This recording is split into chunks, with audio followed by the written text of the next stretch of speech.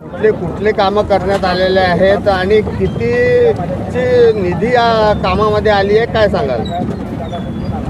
आमच्या या पूर्व नागपूरचा हा भांडेवाडी भाग हा अनेक वर्षोनगिनतीपासून अविकसित होता।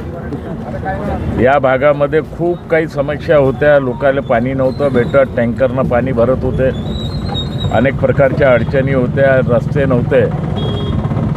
लेकिन या 5-7 वर्षामध्ये आमचा हा भांडेवाडीचा भाग आता नंबर 1 वर आलेला आहे आणि लगातार आम्ही सगळे भागातले रस्ते असेल टप्प्याटप्प्याने आम्ही सगळेच काम या ठिकाणी करत आहोत। ज्या ठिकाणी तुम्ही उभ्या हा बी मुख्य रस्ता आपण घेतला त्याचे काम सुरू आहे। आजूबाजूच्या या रस्त्याचे दाय बाय सगळे रस्ते घेतले आहे। भांडेवाडीचा संपूर्ण परिसर आज जे आम्ही 11 करोड रुपयाच्या कामाचे भूमिपूजन नाही तर कामाची आम्ही सुरुवात बी केली आहे।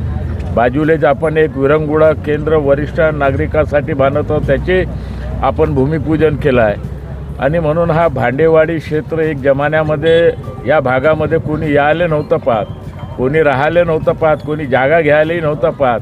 लेकिन आता जागा घेणाऱ्याची बी संख्या वाढली, राहणार लोकांची संख्या वाढली। त्याचं मुख्य कारण आहे का संपूर्ण भांडेवाडी परिसराचं डेव्हलपमेंट आपण मोठ्या प्रमाणात केलं।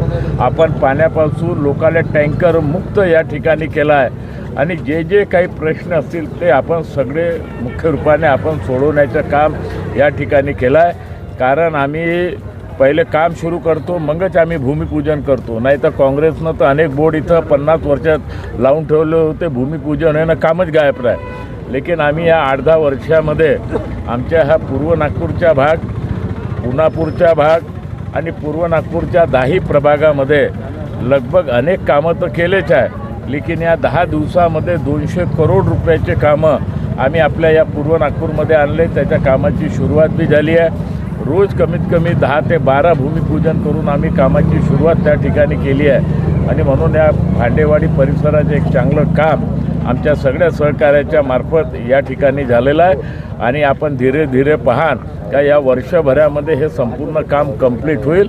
नागपूर शहर नाही तर पूर्व नागपूरचा हा नंबर 1चा इलाका बनेल, अशा प्रकारचे मी या ठिकाणी आपल्याला